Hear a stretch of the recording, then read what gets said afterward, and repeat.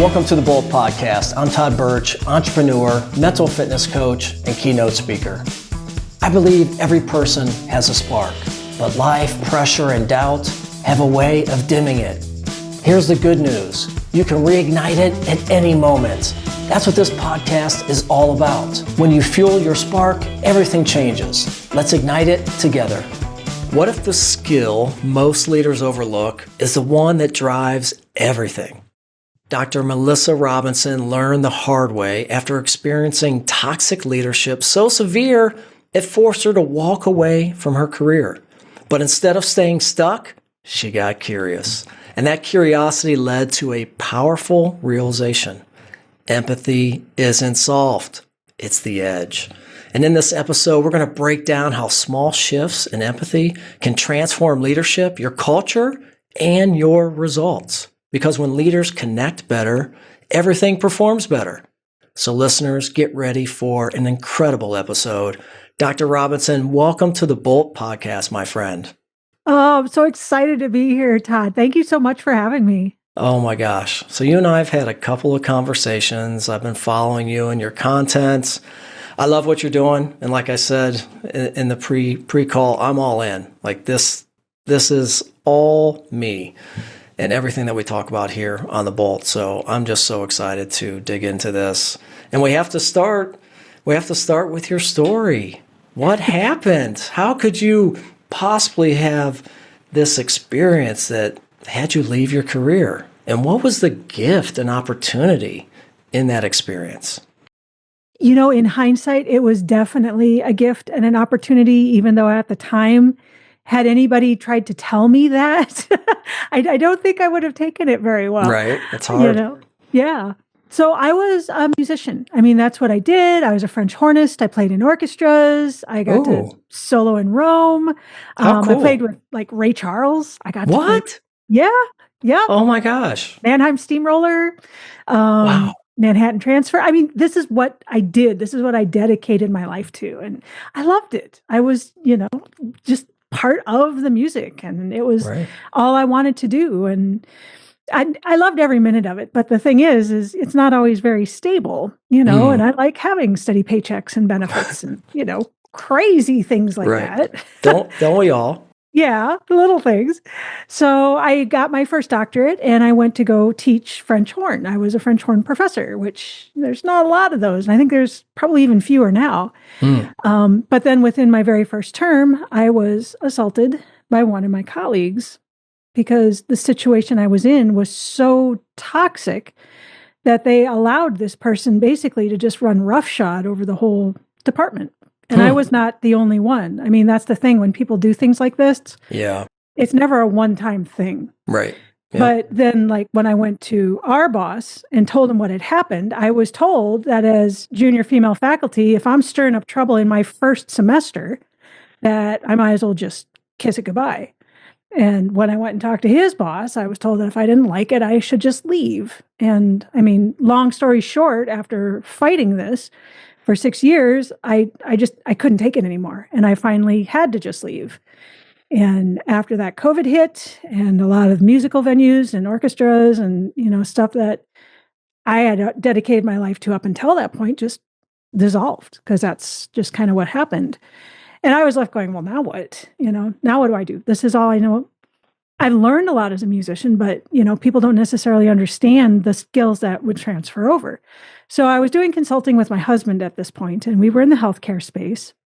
And I kept seeing this pattern of toxicity showing up by people who maybe were even well-intended, that people who really wanted to run these businesses well, but they weren't necessarily curious enough to try and ask the questions to do things differently, and they were losing employees, they were losing profit. And we're talking medicine, which frankly should be a way to mint money. I mean, there's a million different ways to pull money in that venue, but they just weren't. And I kept seeing these patterns. And I was like, so what is it that we're all missing? What is this human to human connection part that just seems to be forgotten in all of this? But that seems that it would help with profit, productivity, and innovation. And I kept coming back to this human connection idea, which led me to empathy. So from there on out, I decided I was going to dive in and go head first for it. So now I'm here. That's what I talk about. That's what I study. I'm finishing my dissertation.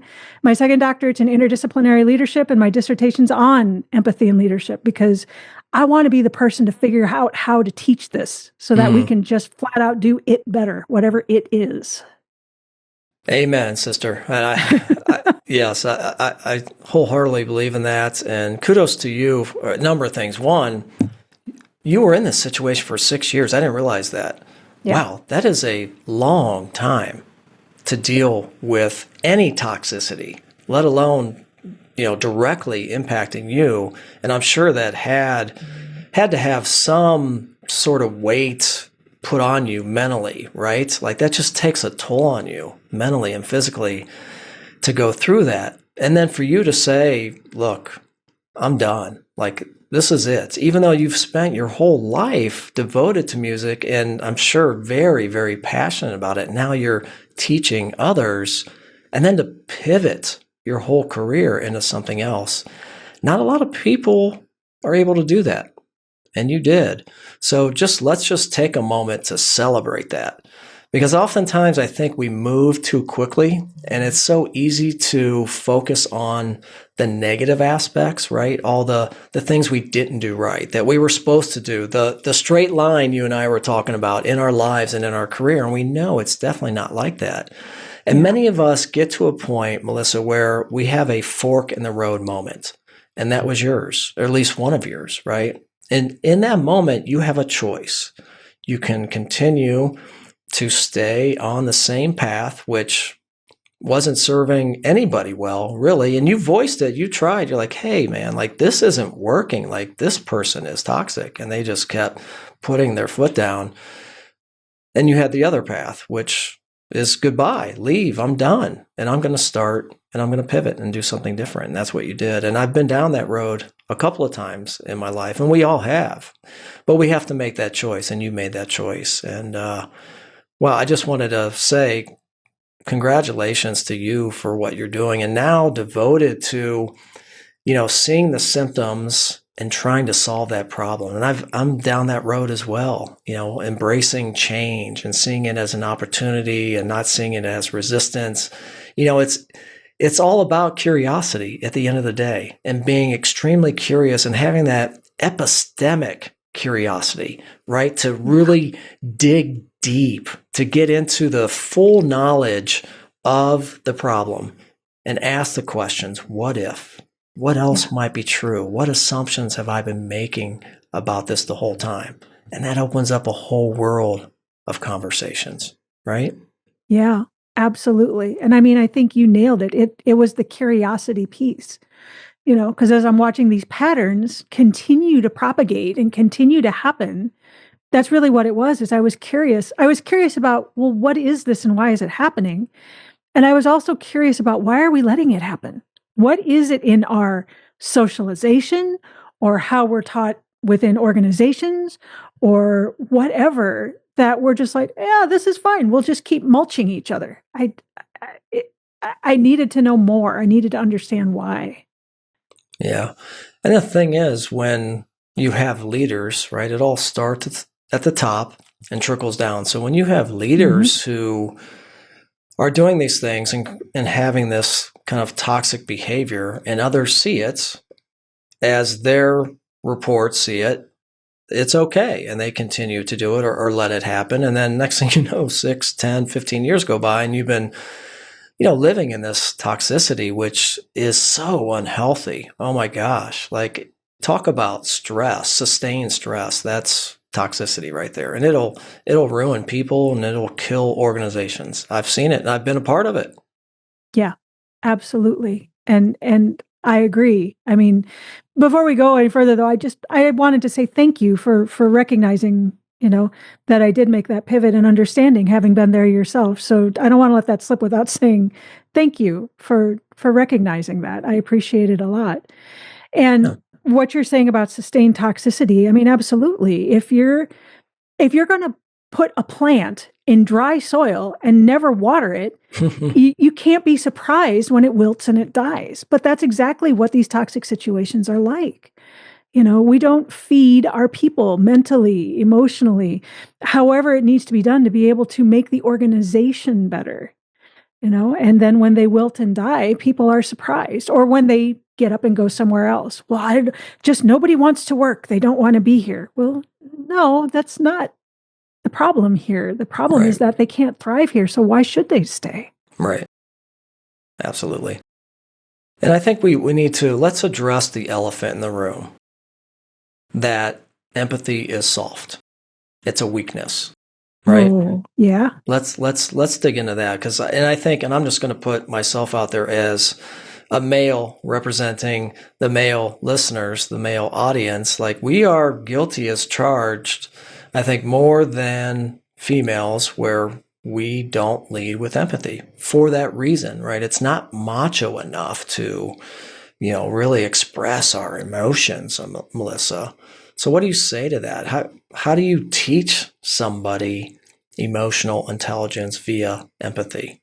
Where do we go with this?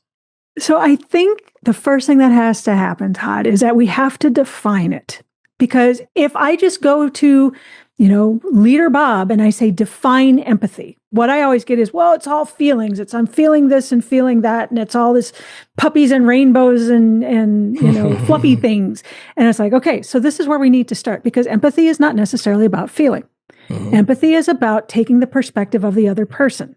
There's 43 different definitions of empathy, and the I feel what you feel is one. Mm-hmm. It's one way to take the perspective of another, but it's not the only way.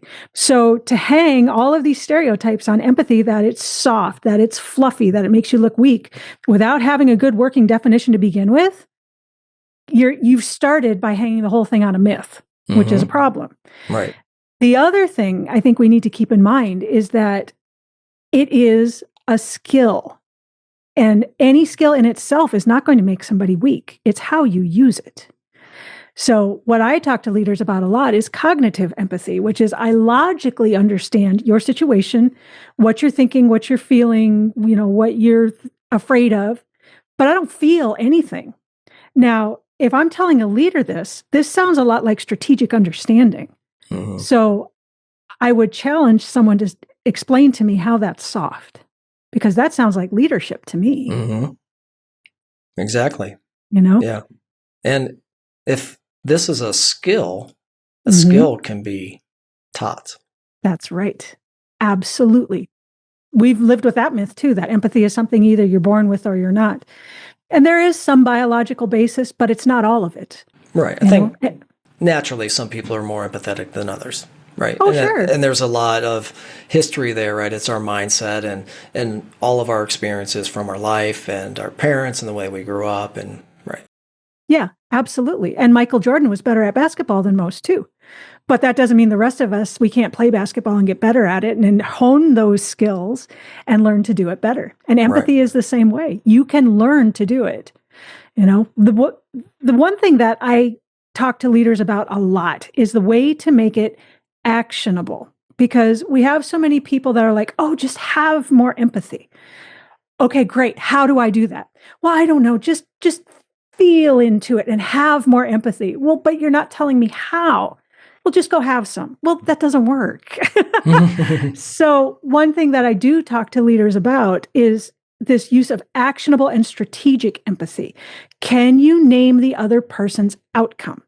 And what I mean by that is you're taking their perspective to be able to understand what their drivers are. Are they actually doing whatever they're doing because they're afraid of something? You have the employee that's like, oh, they're not doing anything, they're lazy. Well, are they lazy, or are they afraid that you're going to come in and yell at them, and so they're not doing any work?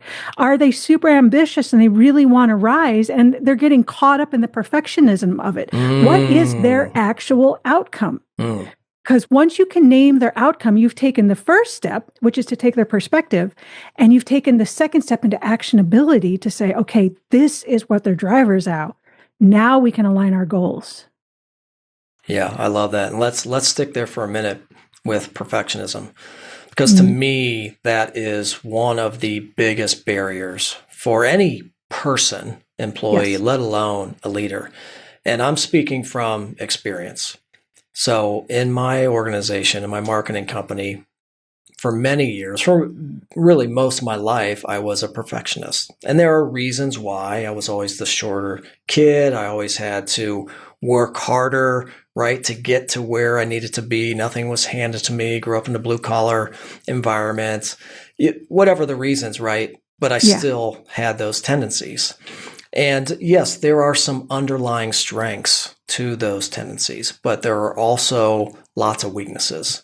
One being that no one could ever perform as high as I can, right? That bar is so high. And now my people, they don't want to take any risks for exactly what you said. They're afraid for fear of judgment because how could they ever do it the way that Todd does it, the leader? Right. That's not creating psychological safety. That is not a safe space to work. You will not get the best and most out of your employees. That is not the culture you want. And I know because that was the culture I created. And I didn't know it then. I didn't know any better. That's just how I was. And I was a business owner and I wore 10 hats and I had this lot, a lot of weight on me. And those are my excuses. And then once I started leading with empathy, Melissa, everything changed. Everything changed. Now my team, they're taking risks. Now they're being more creative, more innovative. Now they're taking on more. I'm actually able to delegate. I'm able to do more, the things that I really should be doing, and empowering my team and creating that space where they're willing to go out and stretch and really grow, which is what we all want, whether we believe it or not. We want change, we want growth, and we really don't mind discomfort, which comes with change and growth. But we still need the space to feel like we can do that. And once I did that, my whole company changed. But that was a lesson learned. That was a big lesson learned for me. So I am all in on empathy. Absolutely.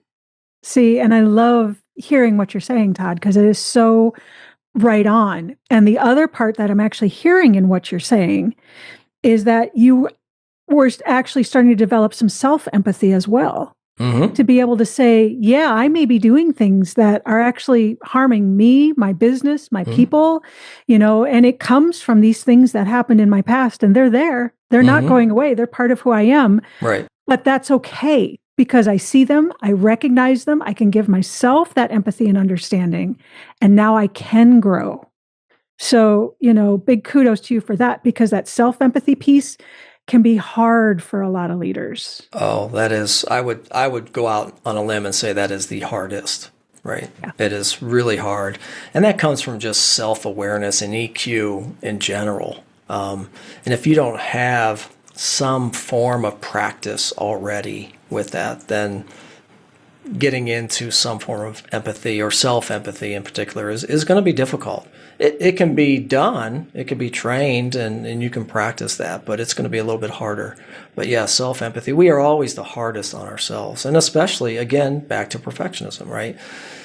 Yes. It's never good enough. So I can continue to beat up on myself, and then no one else is ever going to do it as good as I am. So then I beat up on them, or, I have blame or regrets. It's a nasty cycle, I'm telling you.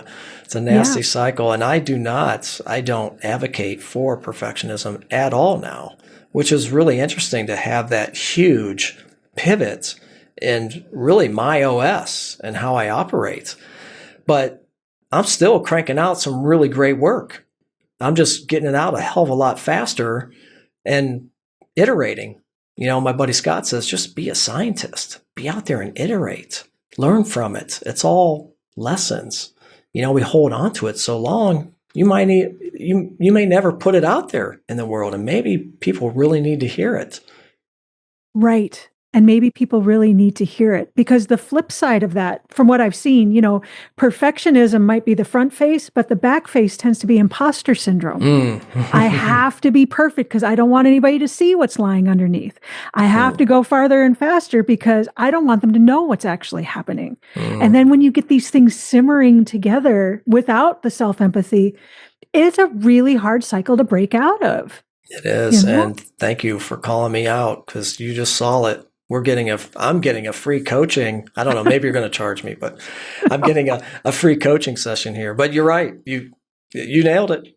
Yeah. Still to this day, imposter syndrome is one of our biggest crutches as human beings, especially as high performers, high achievers. Yes. And whether people want to admit it or not, I've never seen a high achiever that didn't have something of both the perfectionism and the imposter syndrome, and they always fed off each other on some level, somehow. Right. So how do we break that? Any tactics, Melissa, that we can share with the audience? A simple, small shift to get away from that? The simplest way that I know to really start to be able to break down to what's happening underneath, because that's the hard thing, right? We're back to self-awareness. Right. If you can't break down what's happening underneath, you don't know it's there, and you can't know what you don't know. So I talk about a 4-step process to be able to have better self-empathy. And in a nutshell, what I suggest is it starts with self-observation, meaning that you step back and you watch. And what I tell my people is you need to be critical, not caring. And what I mean by that is I want you to see what's there. I want you to pay attention to the good, the bad, and the ugly, but I don't want you placing emotional value on it. I don't want you going, wow, that was stupid. Man, I really messed that up. Holy cow, why would anybody ever want to follow me? That kind of thing. Just step back and observe. You're like a computer. You're crunching data. You're looking for patterns, but you don't care about it. After that comes self-reflection. So you take a look at this stuff and you start to reflect inward. Well, where did this actually come from? It's exactly like you were talking about. These are habits often that are born and instilled in childhood, or it came from a situation with a toxic boss that someone had in the past, or some kind of traumatic situation that's going to come back to the top. And just reflect on it, still being critical, not caring, as much as you can. I mean, we're humans. It's not going to be easy, but as best you can.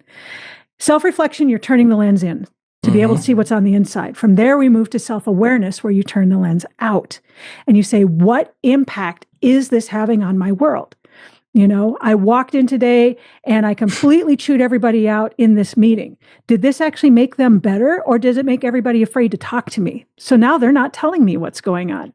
Gee, that awareness, now I actually see what's going on. Because then the 4th step of that is actually having some self-compassion. Okay, I blew that. I walked in, I completely destroyed everybody in this meeting.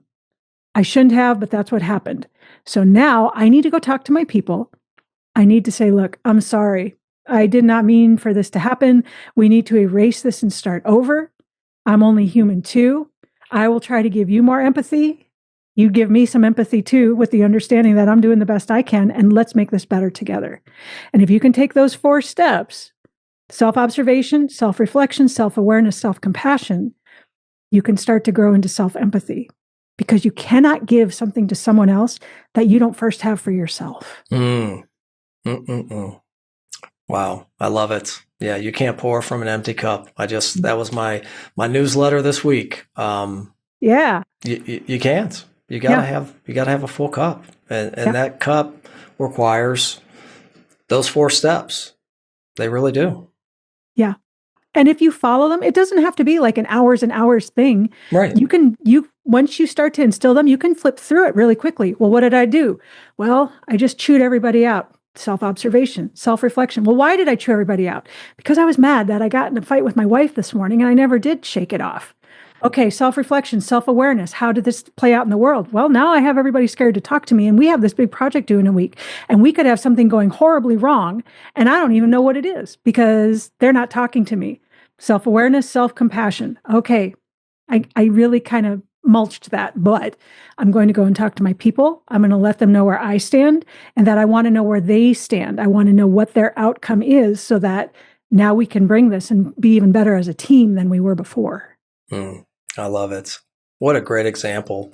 And it's ironically, I just had a call with one of my managers before we jumped on to record. And I had a conversation with her yesterday where the conversation didn't go quite as I had planned. And we were both rushing. I was a bit distracted. My daughter was homesick. I had missed a call. And it wasn't mean or bad. It just wasn't the right conversation. I know she probably deserved something different, right? And I reflected on it that evening, last night. And then as I was walking my dog this afternoon, I said, you know what? I need to reach out to her. I just want to let her know. I don't know how she's feeling about it. We haven't connected, but I want her to know that that wasn't the conversation I wanted to have.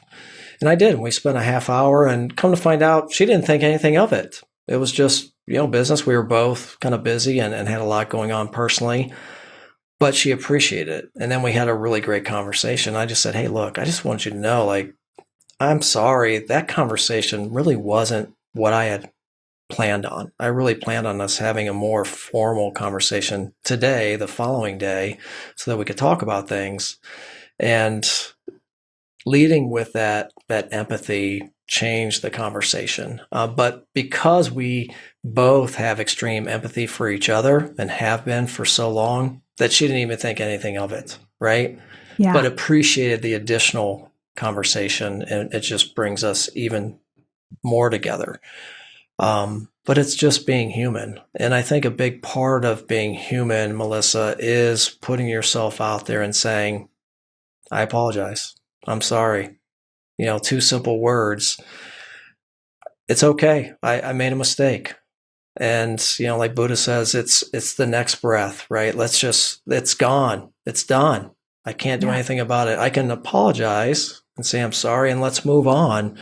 And I can recognize it, but let's go on to the next breath, right? And if you have that kind of relationship with your employees, the things that you'll be able to accomplish are just going to be amazing. Yeah. Well, and I think you really nailed it too, Todd, because when empathy is working at its best, it works in both directions. So not only were you able to give empathy, but you were able to receive it. And I don't know any leaders out there that couldn't use some empathy. I mean, it's not an easy job. If it were, everyone would be doing it. Mm-hmm. And it's not. So having that kind of culture where you have it working in both directions is truly empathy at its best. And it's when things really can thrive. Yeah, absolutely. We'll be right back after a quick message. Hey, it's Todd again. Right now, leaders are facing unparalleled challenges with burnout, disengagement, and rising stress across our teams. And that's why mental fitness matters more than ever. Mental fitness is the ability to respond to pressure with clarity and confidence instead of stress, negativity, or self-doubt. It's about building that self-command, especially when it matters most. Through the Positive Intelligence Program, or PQ for short, I work with leaders and teams to reduce burnout, strengthen resilience, and create a culture where people feel supported, engaged, and capable of performing at their best. This neuroscience-backed program helps teams shift from reactive to resilient and turns change into a catalyst for growth and innovation. Look, I've been practicing PQ for years, and it fundamentally changed how I lead, work, and live. It's transformed my life. If you're curious whether PQ could support you or your team, I invite you to visit toddbirch.com to learn more about this transformational program. Now, back to the show. It's interesting, Melissa, over this past 3 months, really this year, and I've had so many conversations with leaders, authors, coaches, in particular on this podcast. It's really, the conversation has centered around 2 themes: empathy and curiosity, which is what we're talking about today. So I think you are definitely in the right direction in what you're doing. I can't wait to see your dissertation and the work that comes out of that, because we need it. We really need this research and this work done, and we need our leaders to lead with more empathy. And I will say this: I know there's a lot of leaders, and I've brought this topic up before, and I've had a few people say, "Well, does that mean that we're not holding people accountable? Does that mean that we have a lower bar?" And what would you say to somebody that's asking those types of questions? I would say absolutely not. Having empathy does not mean you don't have boundaries. And having empathy does not mean that you should have a lower bar by any means. What empathy says is, I understand your perspective, and now I can bring our goals in alignment. But there will always be those people who just are not going to be part of the organization. And it's neither good nor bad. That is not a judgment call, but it is saying they're not happy there and neither are you. So the best thing that you could do is actually help them be somewhere they can thrive. It's like the difference between being nice and being kind, right? Nice is a social construct. It's what we use to lubricate the wheels of society. It keeps us comfortable, it keeps the other person comfortable, and it's very surface. But it's not always what's best for the other person. I mean, a big example is like employee evaluations. Well, I want to be nice. I want to give everybody good scores. Okay, but you're robbing people of the opportunity to be better and to do better. If you don't tell them, how do they know? So that's very nice, but it's not very kind because you're not actually what's doing in their best interest. Kindness says you want to do what's in the other person's best interest as well as everybody else in the organization. Because if you have someone who isn't working well and isn't doing what they should be doing, that's going to affect everybody else on the team too. So having empathy for them is going to say, okay, this person, this isn't going well. So the best thing I can do is get them somewhere where they can thrive. That is the kindest thing that I could do for them and for everybody else in my organization. Because empathy is not always very nice, but it is always kind. Yes, I agree. And that ties into kind of my spark framework and really my keynote title, which is igniting the spark, and really seeing the smoke signals in somebody. Yeah. Hopefully not waiting till year-end performance review. Hopefully you're having those one-to-one, so it's not a surprise, right? And you're seeing the smoke signals of energy dropping, curiosity shutting down, ownership fading, and being able to step in and intervene and have that empathetic conversation to say, what about this role is draining you? What energizes you and what really lights you up? Because essentially, I think that's what happens to a lot of people is they get comfortable, cozy, complacent, and really they kind of slide into a fixed mindset, which they're not open to learning, open to feedback. And then they're really not growing. They're not learning. And that's not the kind of people that we want on our team, right? But maybe it's because their spark is not lit. Maybe they're not in the right seat on the bus, or maybe it's just time to pursue other opportunities. I mean, that is a case, right? Maybe it was a good fit at one point. The company's grown so much, or they've maybe changed their business model or services, and it's just time to look for something else. But you need to have that conversation, Yes, absolutely. Because it's not doing anybody any good in that situation. And I think too, what you talk about with curiosity, this is a prime example, because in taking the perspective of that other person, I'm curious about them. I'm curious about why they're not lit up, why that spark isn't lit. I'm curious what their outcome is and what it is that they're either working towards or running from. I'm curious about what I can do to make this so that our goals align and this becomes the best possible situation for everyone. So when you think about it, wanting to be able to take the perspective of that other person really is a human-to-human curiosity. I love that. Yeah. And the empathy piece that I love, which ties into curiosity, is asking those questions. And this is the one time, Melissa, where I say, go ahead and make the assumption, right? Typically, we say never make assumptions. One assumption you can make is that everybody that you're talking with, everyone on your team is struggling with something, right? Yes. Life happens. If you go and meet and have a conversation with your team, there is something that person is struggling with. And it most likely is not at work, it's at home. And work, home, it's a work-life integration these days, right? What has happened at home is going to bleed into work and vice versa. The more you know, I don't know if you remember those commercials, the more you know. Yes, I do. There's power in the more you know, but you have to be curious. And when you lead with empathy, you're saying, look, what's going on? How are you? Not, oh, I'm fine. Like, how are you doing? Right? And really having that empathy to learn and be curious enough to ask the questions because they have something, and maybe they didn't crush it on that project because you know what? Their kids have been sick for weeks. They can't figure it out. They're not getting sleep. It just goes on and on. There's likely something there. And again, it doesn't mean we give a pass or that we don't hold them accountable, but at least we're treating them as humans and not just saying, okay, this is a performance issue. We need to put you on a PIP or what have you. Right.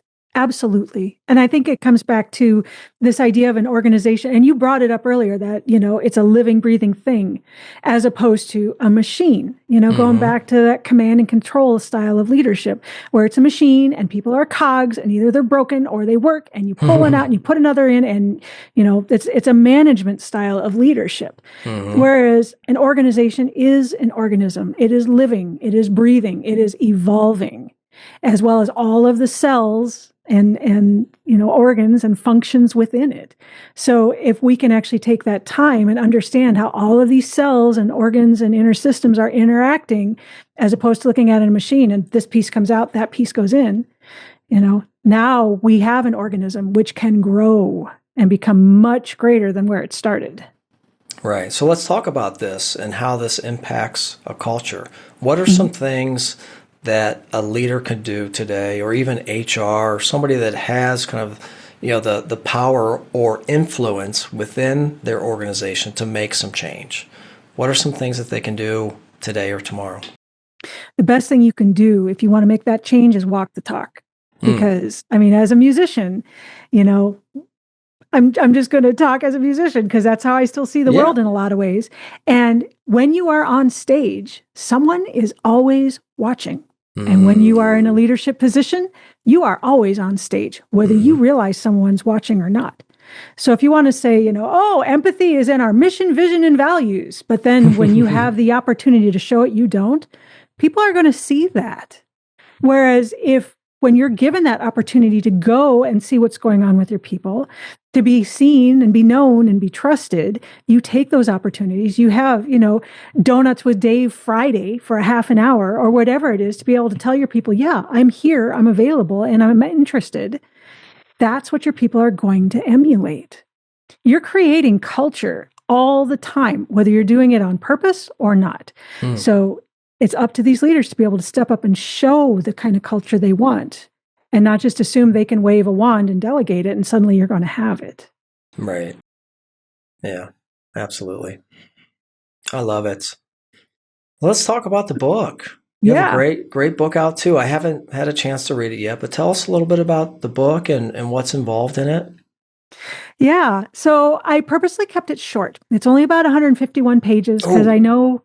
I love it. That's what all books should be. I've said that on the show, like books are double the amount they should be. It's so repetitive, right? You've already said it. You got the point across and I get it. It's, repetition. We learn better, whatever. 150 pages, call it a day. I love it. Well, these people don't have time to sit and read a 500-page book. I don't blame them. They have other things to do. So. Exactly. So this is specifically for leaders. And it's kind of, in a way, kind of a workbook companion to everything that I teach. Because that's what happened is I was like, okay, what can I give my people so that they have it? It's all in one place. It's like right there, and so that they have it right at their fingertips in case they're like, now, what was she talking about this? And she could, go back and find it. So that's really what it's about. And it's in 3 different parts. So the first part talks about what empathy is, because there's just so many myths floating around. Yeah, I agree. The second one is about how empathy works within the self and then the organism. And then the third part is about how you can take it out into the greater organization. So that's the whole point. And we just got the audiobook out as well. So for the leaders that are traveling back and forth, I love it. Have that. That's great. Did you narrate or did you? I did. Yeah. Awesome. Do you have a copy of it? I do. Available right there that you could show. Oh, show those on video. Sorry to call you out. There we go, folks. For those that are on video on YouTube watching, The Empathetic Leader. Yep. Look for the one with all the colors. Yes. Oh, I love so colorful. I mean, that type of subject matter, you got to bring some life to it, right? Right. Yeah.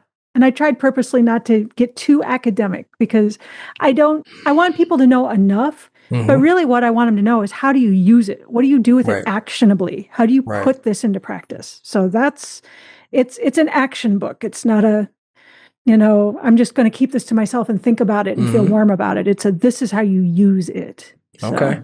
Well, let's talk about some of that. How do we use it? Are you able to share some of the tactics here?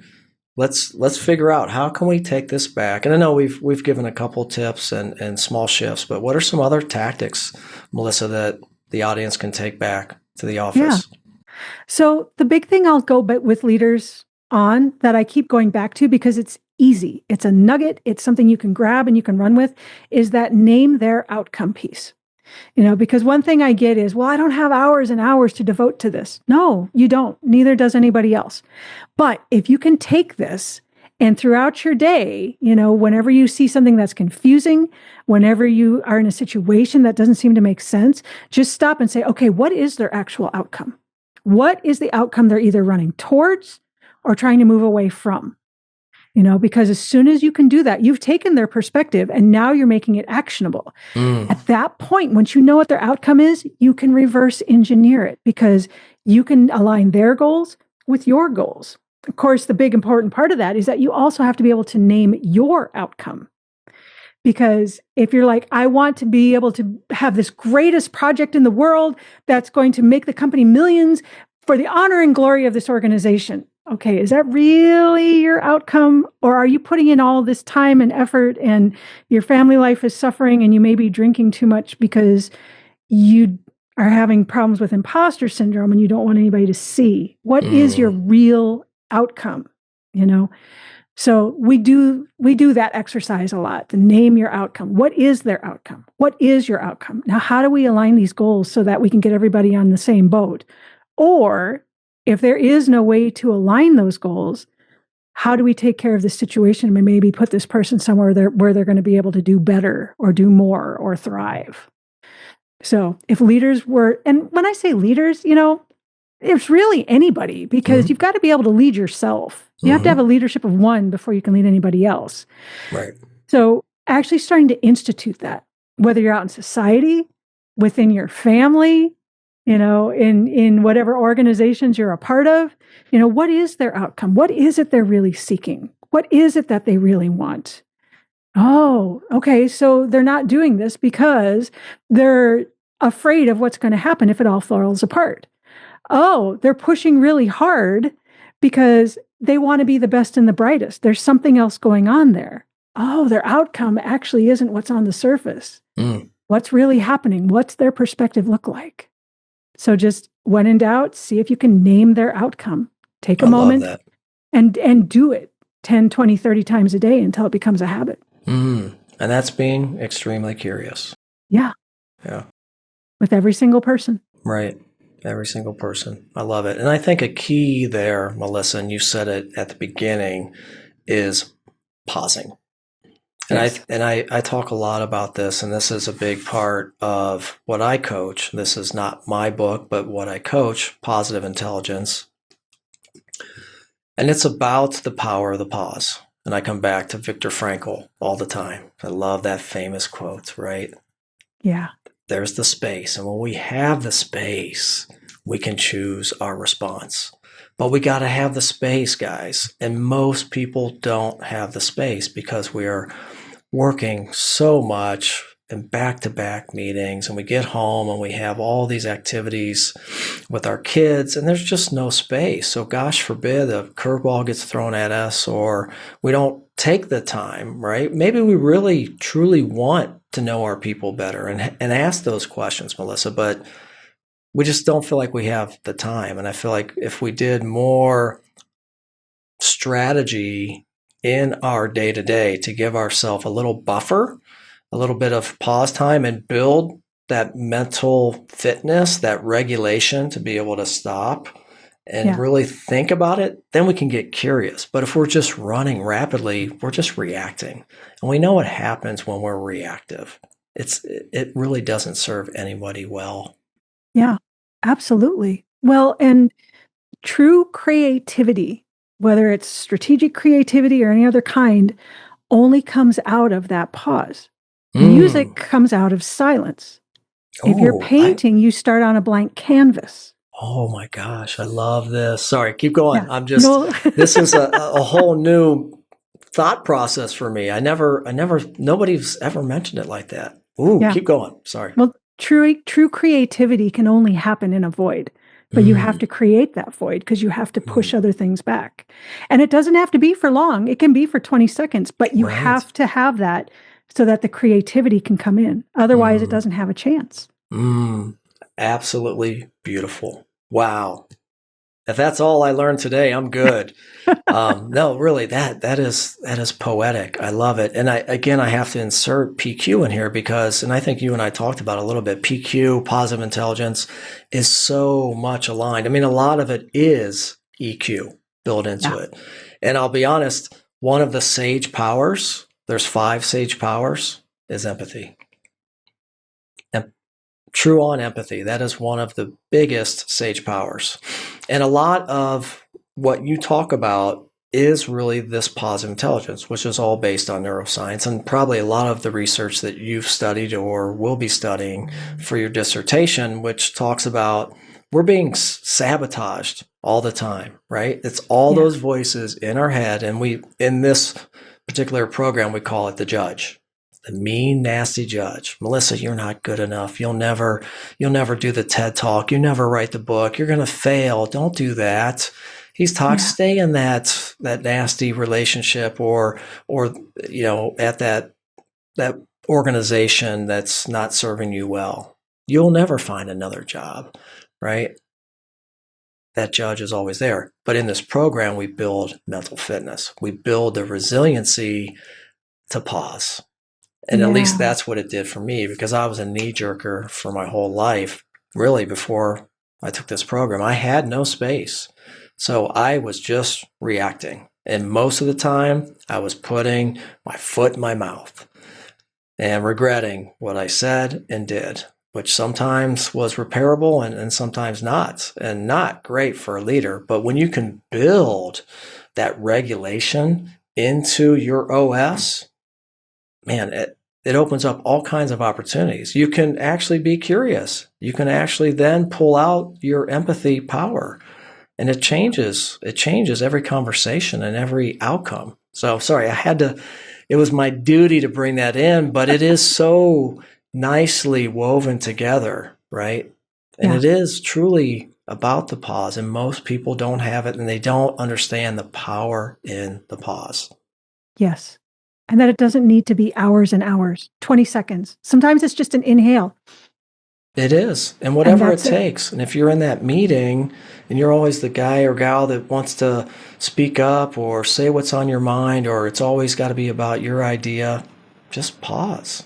Yeah. Let someone else talk and listen. You'll be amazed at what happens with that conversation. And whatever you need to do, pinch yourself, take a breath, snap a rubber band on your wrist, whatever that signal is, it's training, right? And that's all mental fitness is. We're just doing reps like we go to the gym. We're training our brain, rewiring, laying down new neural pathways to say, look, give me a pause button so that when I start to get sabotaged, my judge is there, I can stop. I'm not reacting, right? I'm being discerning and I'm just sitting back. Maybe I respond, maybe I don't. That's totally fine. Yeah. Well, and if you think of it again as creating that space, making space so you can be creative. If one person is the one doing all the talking, that's like putting nothing but red on a canvas. But if you're allowing somebody else in, now you have blue and now you have yellow, and these can blend and make greens and oranges and different colors. So you're allowing for this creativity to happen, even though it may not be what you envisioned, but you've made space for that creativity. And that's the point, because you don't know what's going to come out of it. Well, I'll tell you what comes out of that, Melissa. I just visualized it. A masterpiece. Maybe not the Mona Lisa, but that's a work of art. Yep. Oh, I love that. I am so going to steal that. that is in my keynotes ASAP. Excellent. That's good, because my job is to get the word out, and I would be honored. Oh my gosh. This has been so good. So good. Anything else you want to talk about in terms of EQ via empathy or the book? And I invite listeners, Melissa's got a great TED Talk. I just watched it again before this episode. It was really, really good. And we'll include that link in the show notes as well as a link to her book and her website and everything else. If there's just one thing that I would want to put out there, it's to keep in mind that empathy isn't just about feeling, and that there's more than one kind. And if you start to integrate these other kinds, it's going to make your life so much easier. So just remember to always keep, because you're using both cognitive empathy and emotional empathy, to keep a cool head and a warm heart. And you'd be amazed at what can happen. Get out your paintbrush, folks. All right, so we're going to do a little lightning bolt round here. These are quick one word answers, okay? One word that defines great leadership to you. I think I know what the answer is. Empathy?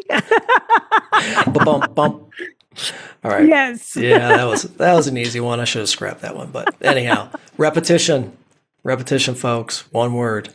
Great leadership, empathy. All right. Yeah. A daily habit that keeps your mindset sharp. Working out. Going back to having your cup full. You have to put on the oxygen mask. You have to take care of yourself before you can pour into others. Figure out how to work that in. Yeah. Yeah, I'm a big believer. Absolutely.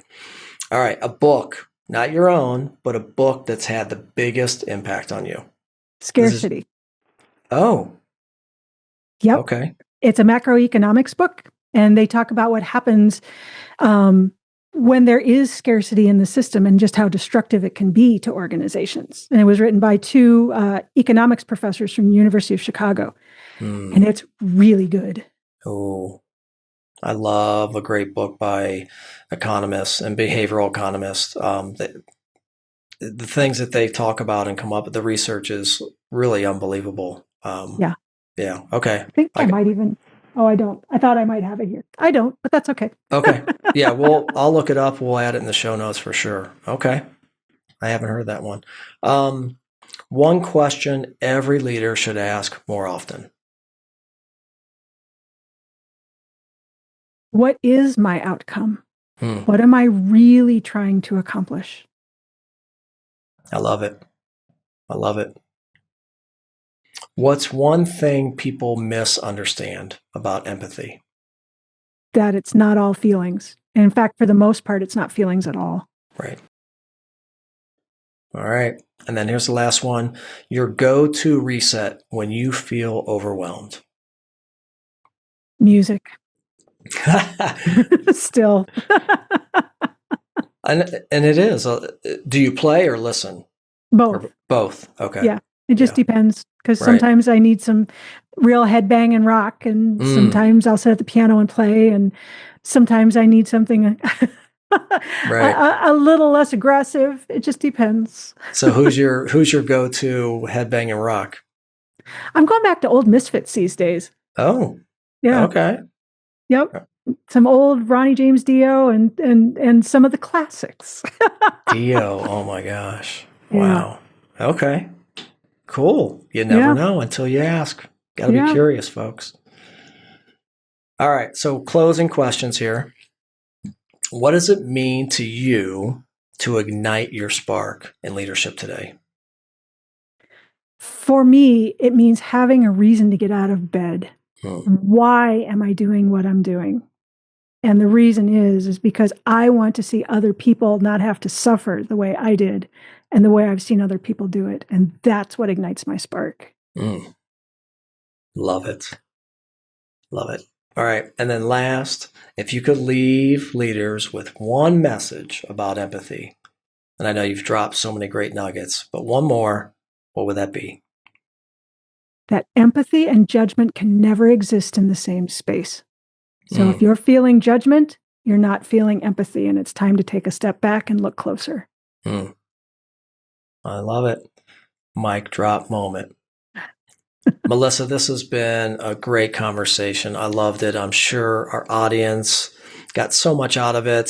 Thank you for time and talent and everything that you're doing. I'm looking forward to reading the book, looking forward to watching your TED Talk again, and I'm also looking forward to that dissertation. Hopefully it's something that I can actually understand as a lay person, and really kind of put it into practice and bring it into my coaching and keynotes as well. But thank you for everything that you're doing. And, I just love that we were able to meet and have these really important conversations to help people. Well, thank you so much for having me and, for being on such similar paths. We're both very passionate about what we're doing and getting it out there. So thank you for having me, and thanks to your audience for listening, and let's just keep fighting the good fight. Fighting the good fight. Will do. All right. Until next time, my friend. Bye-bye. Bye-bye. Thanks for spending time with us on the Bolt Podcast. If today's conversation sparked something for you, please share it with someone who could use it. That ripple is how we create impact and light the way for others. Remember, growth doesn't come from giant leaps. It comes from small, intentional shifts that build over time. Ignite your spark, fuel the fire, and light the way. We'll see you next time, my friends.